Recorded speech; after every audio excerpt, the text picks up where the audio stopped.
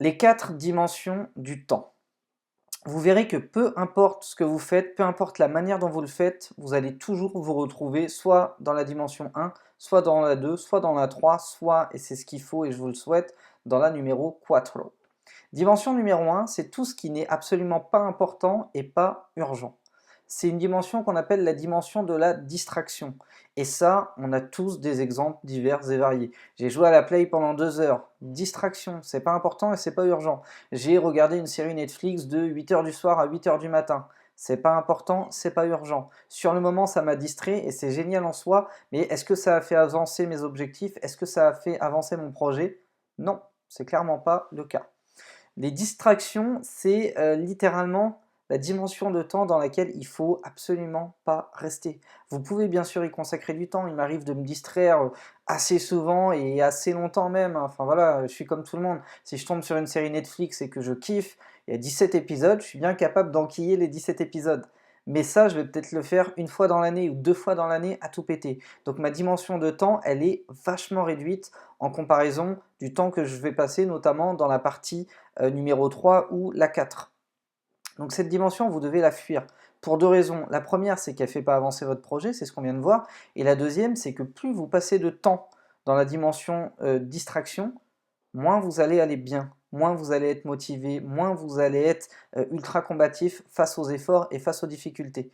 En général, les gens qui passent du temps dans cette dimension, donc qui est celle de la distraction, c'est des gens qui se laissent aller, qui n'ont pas de discipline, ni de travail, ni de vie, et qui progressivement vont se retrouver à aller de moins en moins bien, et pour aller mieux, vont aller chercher encore plus de distractions. C'est-à-dire qu'on cherche à se soulager dans le moment présent, là maintenant, tout de suite. Ça arrive, il se passe la même chose pour les boulimiques par exemple. Vous êtes là, vous avez la dalle, vous avez envie de bouffer, vous ouvrez le frigo, vous prenez le premier truc qui peut s'ouvrir, se mettre dans la bouche et se consommer. Sur le moment, vous êtes rassasié, mais je peux vous assurer qu'une demi-heure après, la faim est toujours là. Alors que le type qui a pris le temps d'aller cuisiner, d'abord d'aller faire ses courses, d'aller cuisiner, de se mettre à table, de manger, de prendre le temps de manger en une vingtaine de minutes au lieu de le faire en 20 secondes, forcément il sera beaucoup plus rassasié en mangeant mieux, en mangeant moins. Mais d'un côté, il y en a un qui a passé du temps dans la distraction, d'un autre côté, il y en a un qui a passé du temps dans la dimension, c'est-à-dire dans la dimension qui va vous permettre de faire tout ce qui est important pour vous et qui est urgent pour vous. Oui, bien manger, c'est urgent. C'est urgent d'entretenir sa santé, c'est urgent d'entretenir son énergie, sa forme, etc., etc. Donc la dimension 1, fuyez-la. Autant que possible, fuyez-la. La dimension numéro 2, c'est tout ce qui n'est pas important, mais qui est très urgent. Ça, c'est la dimension de l'illusion. C'est, je vous donne un exemple, tiens, je t'envoie un email, salut, il faut absolument que tu me renvoies le cover de tel truc pour la sortie du machin. Ça vous paraît urgent. En réalité, ça l'est pas spécialement. Et moi, j'ai fait une expérience là il n'y a pas très très longtemps, c'est que j'ai dû, je sais pas, je devais avoir 70 emails en attente. Dans la plupart des emails où il y avait écrit urgent, important, à traiter rapidement, etc., etc., en les lisant, je me suis dit, bah tu sais quoi, je vais tous les supprimer et je vais voir ce qui se passe. Je vais voir ce qui se passe. Si c'est urgent, la personne va m'appeler, limite elle va m'harceler, elle va me réécrire, elle va essayer d'entrer en contact avec moi par tous les moyens possibles et imaginables, puisque c'est urgent. Et bien ce qui s'est passé, c'est que sur les 70 emails à peu près, il y en a deux. Deux qui ont insisté vraiment en me disant putain, renvoie-moi le cover, c'est ultra important, le titre il sort dans une semaine, on n'a toujours pas fait la sortie digitale, il me faut absolument le cover aujourd'hui. Ça oui, c'est urgent. Bon, en l'occurrence, c'est important et urgent, donc on en parlera dans la catégorie 3, mais effectivement, le caractère urgent de la demande est vérifié. Et l'autre truc, c'était pour un truc de fiscalité, enfin au niveau de ma compta. Et effectivement, c'était urgent parce que j'avais une date butoir au 21, on était le 20, donc elle a bien fait de me rappeler.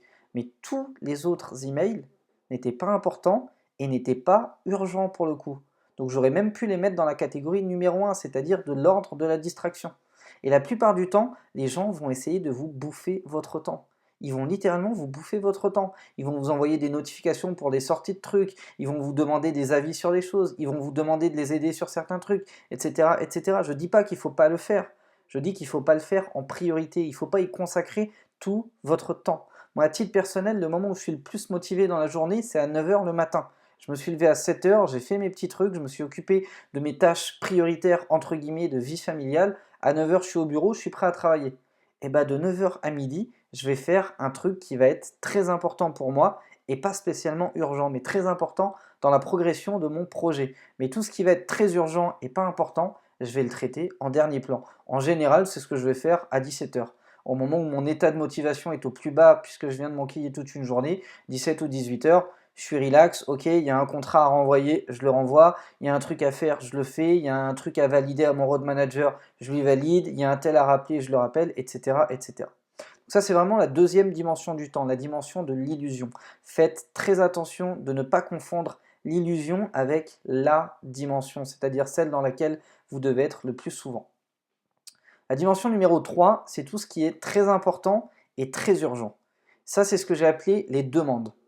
Les demandes, c'est quoi? C'est, je vous donne un exemple, je suis là, je suis en train de bosser sur justement un projet qui me tient à cœur et qui est très important pour faire avancer ma structure, ma société, mon label, mes artistes, tout ce que vous voulez. Et je reçois un coup de fil de l'école qui me dit, on est avec votre fils, il vient de se blesser, il faut venir le chercher. Ça, c'est très important et c'est très urgent. Il s'est blessé, donc j'y vais maintenant, je lâche tout ce que je suis en train de faire. Et oui, c'est très important. Pourquoi? Parce que ça touche à une des plus grosses priorités que j'ai dans ma vie. Donc ça, c'est ce qu'on appelle des demandes très importantes et très urgentes, et effectivement, elles doivent être traitées en tant que telles. Mais faites très attention de ne pas recevoir des demandes pseudo-urgentes, pseudo-importantes, alors qu'en réalité, elles ne sont que très urgentes, mais peu importantes, voire pas importantes du tout et pas urgentes du tout. Mais la troisième dimension, c'est une dimension à traiter, et vous verrez un petit peu plus tard dans cette formation que dans un planning, on peut arriver à gérer l'imprévu, l'imprévisible en tout cas, ou l'indétectible entre guillemets dans un planning en organisant bien son agenda. Et donc là, je vous le dis rapidement, on y reviendra un peu plus en détail. Une manière de le faire, c'est de s'octroyer des plages horaires pour l'imprévu. Très simplement, un mec qui a un planning qui dit de 9 à 10 je fais ça, de 10 à 11 je fais ça, de 11 à midi je fais ça, etc. jusqu'à 19 heures, le jour où il a un imprévu, il peut perdre 5 heures dans sa journée. Alors que celui qui a prévu 1 heure le matin, 1 heure le midi et 1 heure l'après-midi, finalement il a 3 heures d'imprévu à caler dans sa journée. Si ce créneau d'imprévu en gros n'est pas consommé, il a du temps pour travailler sur ce qui est important pour lui. Et si ce créneau d'imprévu est consommé, ça n'a pas freiné sa progression du jour. C'est très important de le noter. On reviendra dessus un peu plus en détail dans la suite de ces vidéos.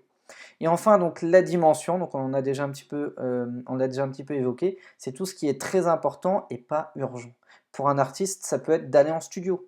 Aller enregistrer des nouveaux morceaux, c'est pas spécialement urgent, mais c'est très important. En ce sens que si vous laissez trop de temps s'écouler, vous allez arriver à un moment où vous aurez plus d'actu, vous serez pressé par le temps, vous devrez aller en studio, sortir le premier morceau qui vient, et forcément, vous aurez des morceaux qui ne seront pas ultra qualitatifs. À titre personnel, ça m'est arrivé plusieurs fois, et effectivement, on le ressent dans les résultats. Lorsqu'on a un programme avec un rétro-planning prêt avec suffisamment de temps à l'avance, c'est facile d'anticiper les sorties et c'est facile de dire, voilà, sur les 8 nouveaux titres qu'on a fait, ces 6-là sont pas bons pour être sortis maintenant, par contre ces 2-là sont géniaux, avançons dessus. Et forcément, vous avez le choix, donc vous avez plus de qualité à fournir. Donc ça, c'est très important et pas urgent. Ce qui peut être très important et pas urgent également, c'est d'avoir une bonne gestion financière. Ça, c'est un truc qui paraît, je sais pas, anodin, mais en réalité, à titre perso, j'y consacre 10 minutes par jour. Je me prends 10 minutes, je me pose et je me dis, voilà, c'est très important que mes finances soient complètement équilibrées. Donc je regarde ce qu'on a dépensé, ce qu'on envisage de dépenser et ce qu'on a dépensé par erreur, en gros les bêtises qu'on a fait, et je rectifie. Et ça peut me prendre 10 minutes à une demi-heure. Je vois ce qu'il y a à faire et j'envoie un mail au concerné. Ça peut être un mail à mon road manager en lui disant, voilà, là, tu as géré les VHR un petit peu à la louche, on a mal tourné notre truc, finalement on a facturé, je sais pas moi, 300 balles à un client alors que ça nous a coûté 700 balles. On est à moins 400, faut pas que ça se reproduise, fais attention à ça. C'est de regarder les flux d'argent aussi, de ce qui rentre, de ce qui sort. Ça c'est très important, c'est pas urgent. Idem quand vous faites de la compta. Moi à titre perso, je fais tout à la dernière minute et c'est pas bien du tout. Je fais tout ce qui va être très urgent et pas important. Donc je me retrouve dans la catégorie 2 et ça me prend du temps alors que ça devrait se passer dans la 4. À titre d'exemple, la compta. Moi, j'ai des déclats de TVA à faire chaque mois. Je m'y prends vraiment sur les 2 derniers jours. Vraiment l'ultime créneau pour le faire.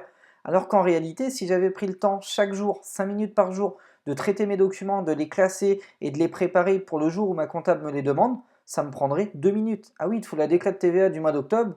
Bouge pas, j'ouvre mon dossier. Tiens, et c'est réglé. Et finalement, le très important et pas urgent m'aurait pris 2 minutes, alors que le pas important et très urgent m'a pris peut-être 3 heures, 5 heures, ça dépend du flux de facturation qu'on a eu dans le mois. Mais ça peut être assez long. Je me suis même retrouvé à bosser toute une journée à faire ma déclat de TVA sur un mois d'été. Donc c'est pas forcément voilà, une bonne chose. Donc on a l'impression de gagner du temps en repoussant jusqu'à la dernière minute. En réalité, on en perd. C'est comme, pour vous faire allez, on va finir là-dessus, c'est comme quand on traite ses emails. La plupart du temps, quand on traite ses emails, on va être dans la catégorie 2, c'est-à-dire de traiter des choses qui ne sont pas importantes de manière urgente. Oh merde, l'email vient d'arriver, il faut que j'y réponde tout de suite. Non, c'est pas obligatoire. C'est pas obligatoire. Tu peux traiter tout ce qui est très important et pas urgent en priorité, déléguer tout ce qui n'est pas important et pas urgent, donc c'est-à-dire tout ce qui est dans la catégorie 1, voire même déléguer tout ce qui n'est pas important et très urgent. À titre perso, je reçois un mail des impôts qui me dit oui, vous avez oublié de faire votre déclaration, blablabla, transfert à la compta. Je m'en occupe pas. Tout ce qui est très important et très urgent, je peux le traiter effectivement en priorité, mais je peux aussi le mettre en attente. Et vous verrez, donc c'est ce que j'ai fait sur mes 70 emails, que dans le très urgent et dans le très important, soi-disant, il y avait 2 emails sur presque 70 qui n'étaient pas spécialement urgents ni importants. Donc voilà, pour résumer rapidement cette vidéo, les 4 dimensions du temps, ça va être tout ce qui n'est pas important et pas urgent, tout ce qui est de l'ordre de la distraction, à bannir autant que possible de votre planning, tout ce qui n'est pas important et très urgent, donc tout ce qui est du domaine de l'illusion, donc ce qui apparaît comme un truc urgent alors que ça ne l'est pas spécialement, idem, à bannir autant que possible de vos priorités, tout ce qui est très important et très urgent, donc les demandes auxquelles on va octroyer différents créneaux dans la journée pour pouvoir y répondre si jamais ça vous tombe dessus. Et enfin, la dimension dans laquelle vous devez passer le plus de temps, c'est tout ce qui est très important et pas urgent. Merci d'avoir été attentif à cette vidéo et je vous retrouve immédiatement dans la suivante. A tout de suite.